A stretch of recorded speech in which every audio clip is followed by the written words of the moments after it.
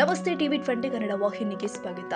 ಭಾರತದ ಕ್ರೀಡಾ ಇತಿಹಾಸದಲ್ಲಿ ಹೊಸ ಅಧ್ಯಾಯಕ್ಕೆ ಮುನ್ನುಡಿ ಬರೆದಿರುವ ಬೆಂಗಳೂರಿನ ಚಿನ್ನಸ್ವಾಮಿ ಕ್ರೀಡಾಂಗಣದಲ್ಲಿ ನಿನ್ನೆ ನಡೆದ ನೀರಜ್ ಚೋಪ್ರಾ ಕ್ಲಾಸಿಕ್ 2025 ಜಾವೆಲಿನ್ ಎಸೆತ ಕ್ರೀಡಾಕೂಟದಲ್ಲಿ ಮುಖ್ಯಮಂತ್ರಿ ಸಿದ್ದರಾಮಯ್ಯ ಅವರು ರಾಜ್ಯಪಾಲರು ಆದ ತಾವರ್ ಚಂದ್ ಗೆಹ್ಲೋಟ್ ಅವರ ಜೊತೆಯಾಗಿ ಪಾಲ್ಗೊಂಡು ವಿಶ್ವ ಶ್ರೇಷ್ಠ ಜಾವೆಲಿನ್ ಎಸೆತಗಾರ ಕ್ರೀಡಾ ಪ್ರದರ್ಶನವನ್ನ ವೀಕ್ಷಿಸಿ ವಿಜೇತರಿಗೆ ಪದಕ ಪ್ರದಾನ ಮಾಡಿ ಗೌರವಿಸಿದರು.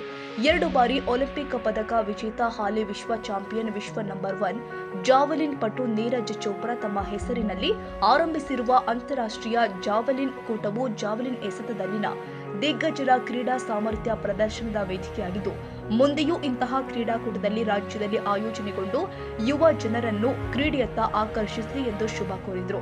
ಇನ್ನು ರಾಜ್ಯಪಾಲರು ಆದ ತಾವರ್ ಚಂದ್ ಗೆಹ್ಲೋಟ್, ಮುಖ್ಯಮಂತ್ರಿ ಸಿದ್ದರಾಮಯ್ಯ, ಗೃಹ ಸಚಿವ ಜಿ. ಪರಮೇಶ್ವರ್ ವಿಜೇತರಿಗೆ ಪ್ರಶಸ್ತಿ ಮತ್ತು ಪದಕವನ್ನು ನೀಡಿ ಗೌರವಿಸಿದ್ದಾರೆ.